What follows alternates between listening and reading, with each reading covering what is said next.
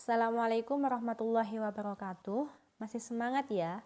Kita lanjutkan materi kita di pertemuan kedua ini, yaitu tentang sistem pembagian kekuasaan negara Republik Indonesia. Setelah kalian pelajari di materi sebelumnya tentang sistem pembagian kekuasaan menurut John Locke dan Montesquieu, ternyata sistem pembagian kekuasaan di Indonesia itu sangat berbeda sekali. Nah, di slide ini ditunjukkan bahwa konsep pembagian kekuasaan itu yang di Indonesia itu dibagi menjadi dua, yaitu horizontal dan vertikal. Kalau secara horizontal, pembagian kekuasaan berdasarkan fungsi lembaga.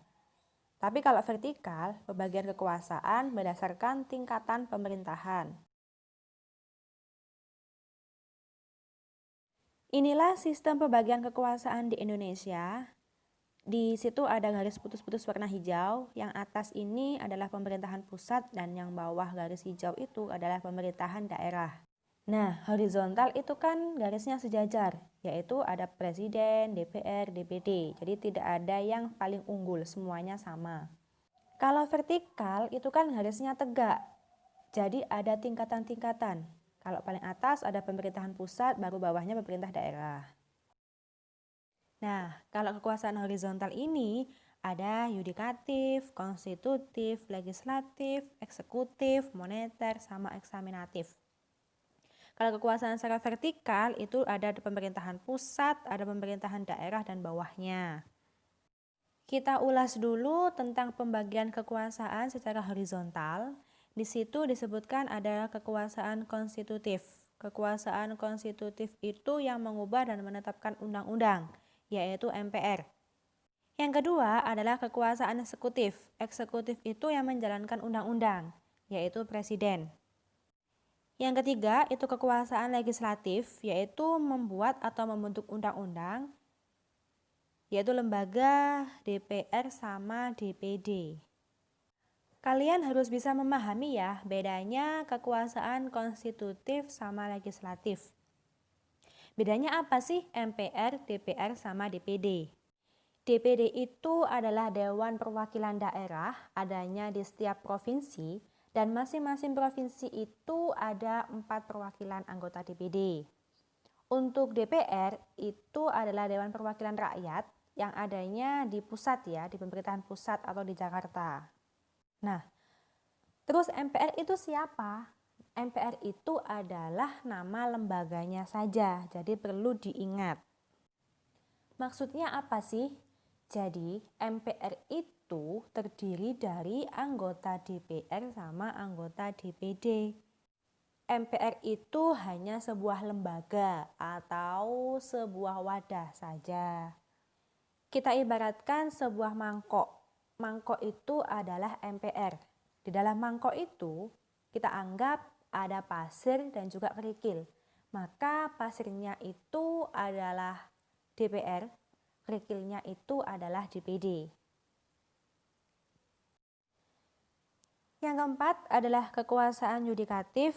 Yudikatif ini menyelenggarakan peradilan, yaitu Mahkamah Konstitusi, Mahkamah Agung, dan Komisi Yudisial. Kalau Mahkamah Agung mengadili manusianya jika terlibat masalah hukum. Kalau Mahkamah Konstitusi ini mengadili sebuah aturan hukum yang ambigu atau bermasalah.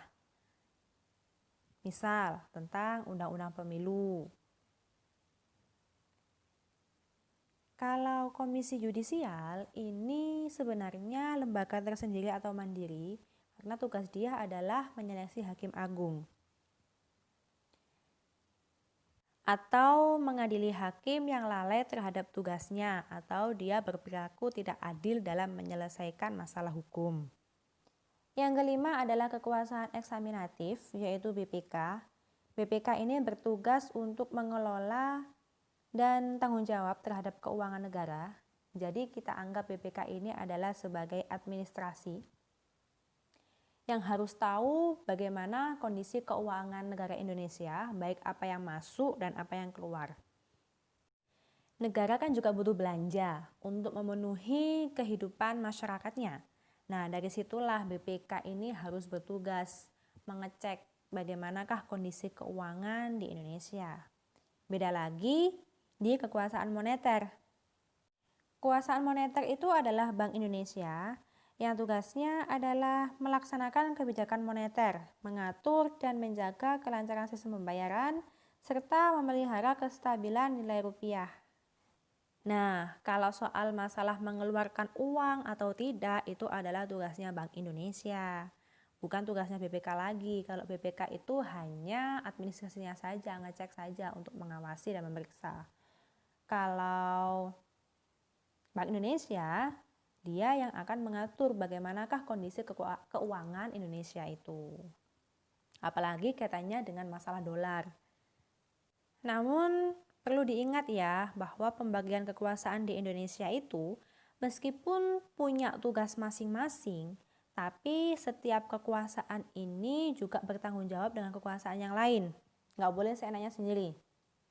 Misal, Bank Indonesia tugasnya adalah masalah keuangan.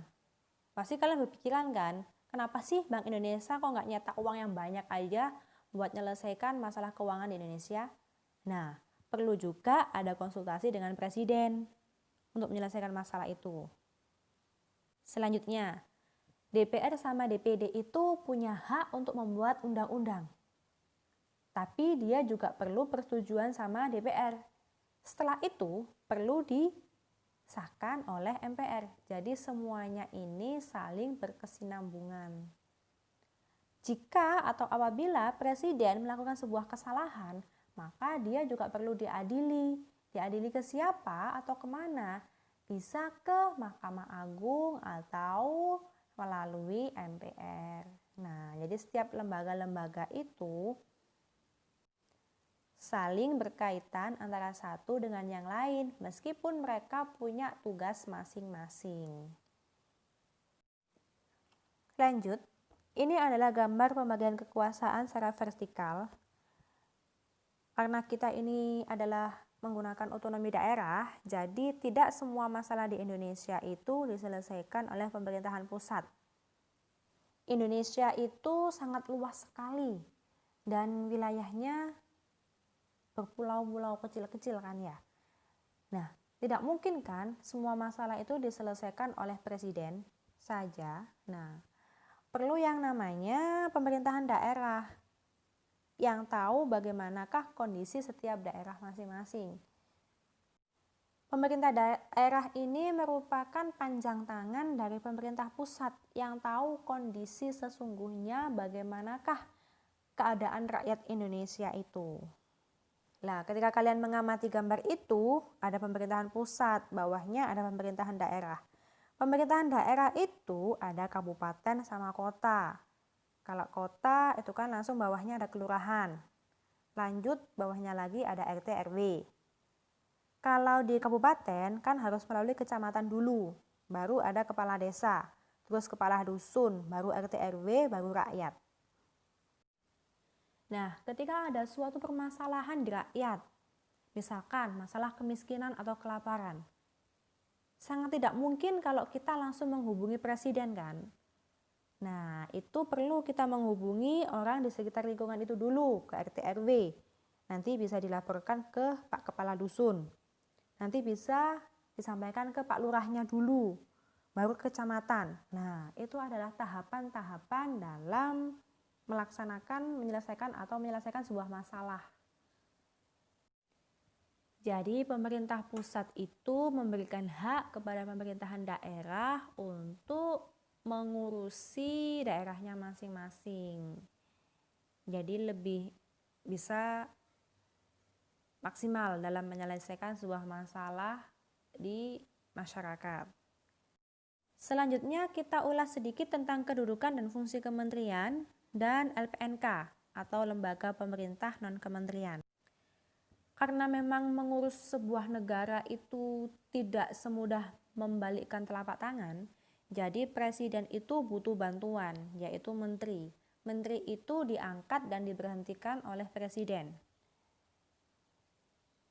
Anggaplah menteri itu adalah tangan kanannya presiden.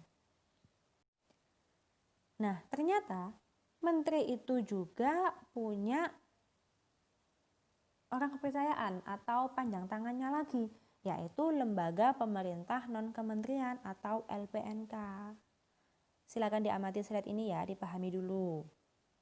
Nah, kalau menteri ini pure tugasnya adalah membantu presiden, dia tidak bertanggung jawab kepada DPR.